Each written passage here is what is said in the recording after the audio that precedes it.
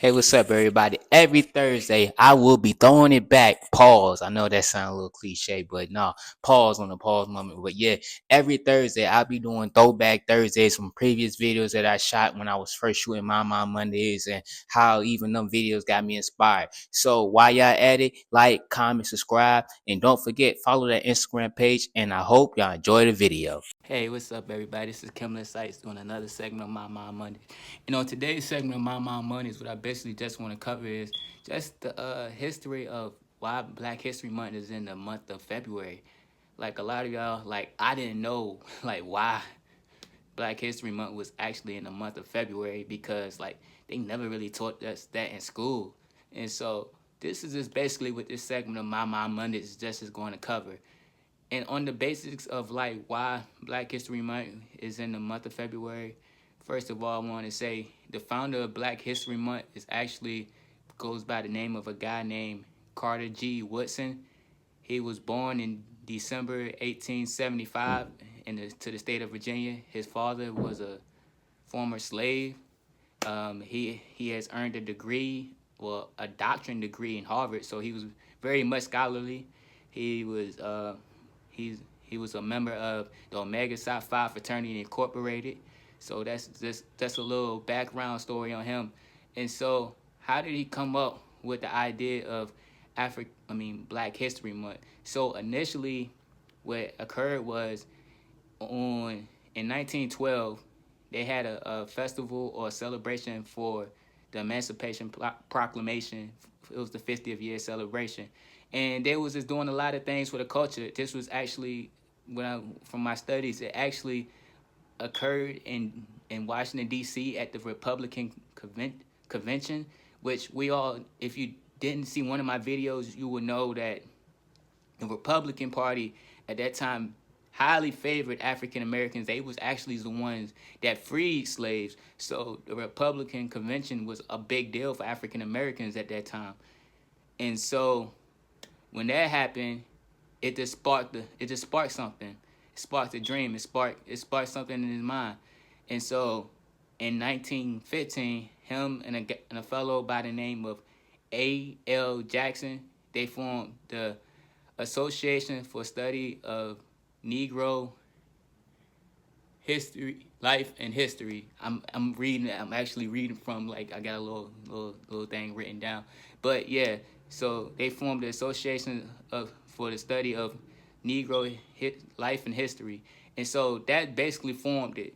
And then in 1916, a year later, Carter G. Woodson actually created a little journal that's something just for the African Americans, that's for the culture or whatever.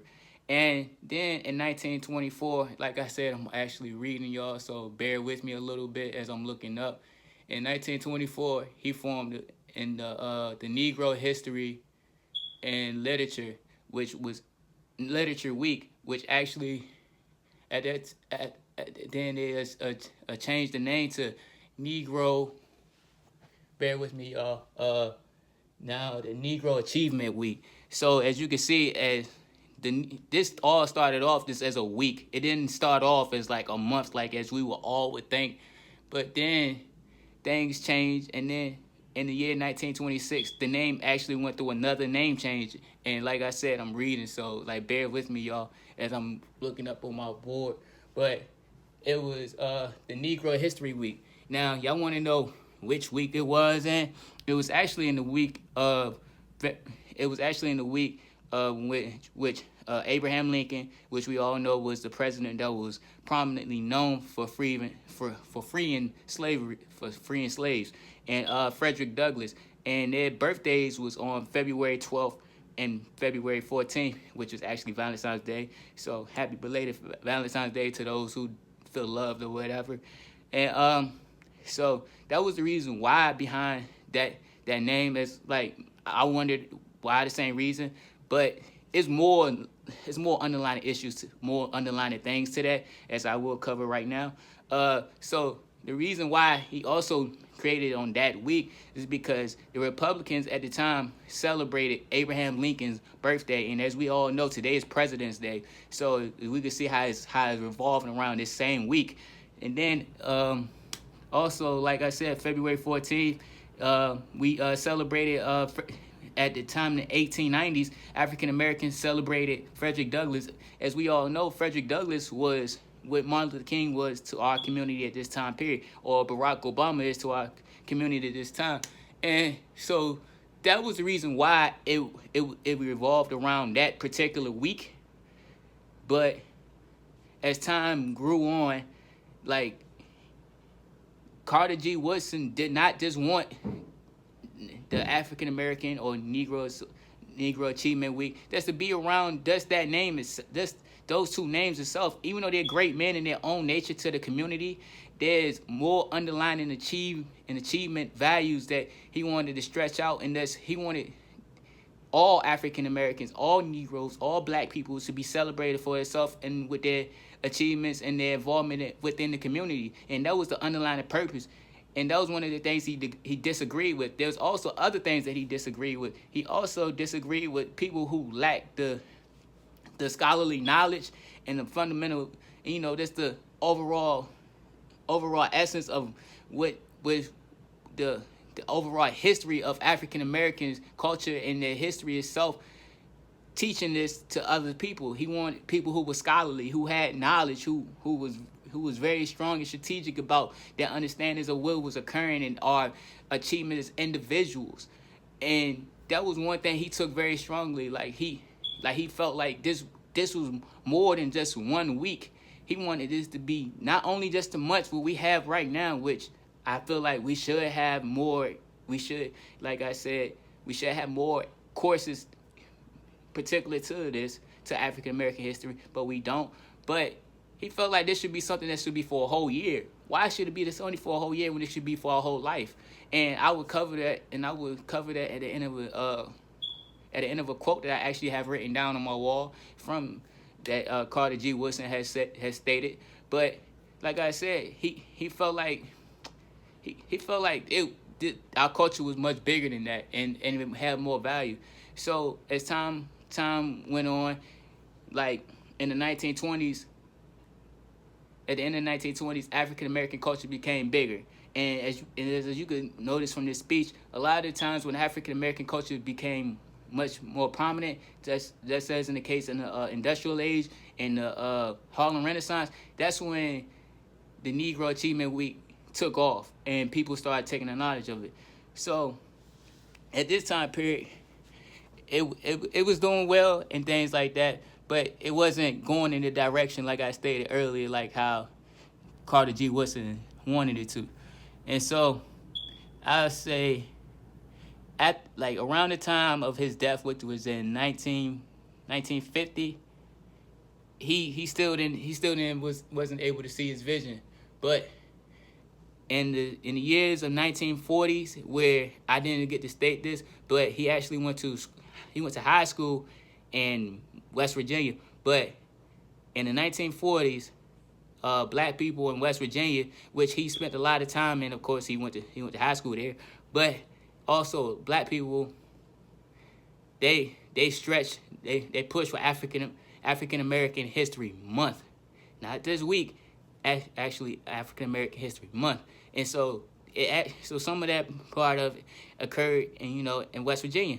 And also, like, he spent a lot of time doing speeches and encouraging it in West Virginia.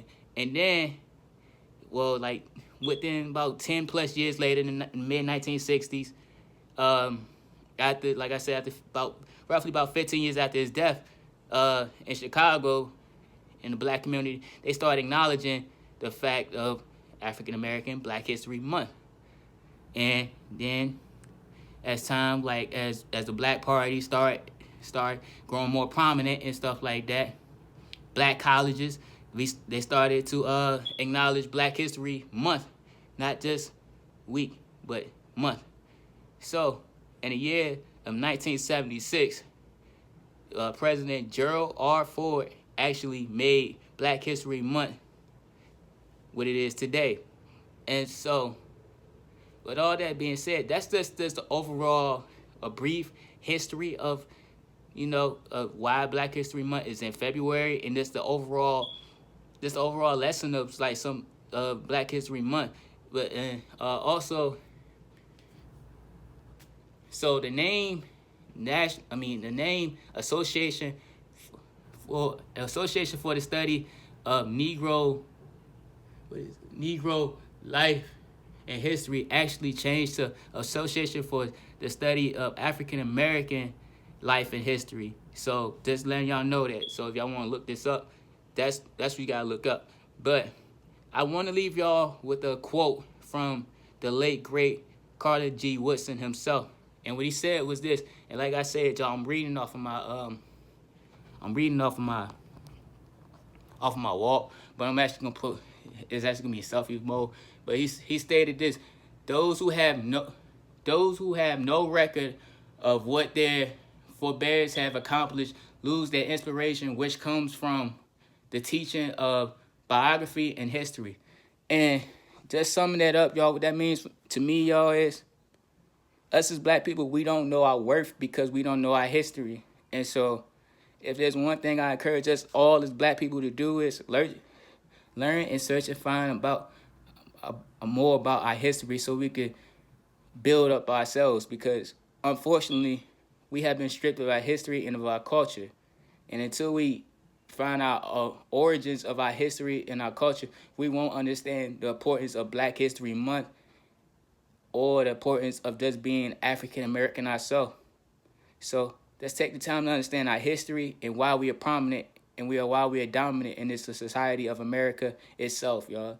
And with that being said, y'all, this is Kimlin Sykes doing another segment of My Mind Mondays.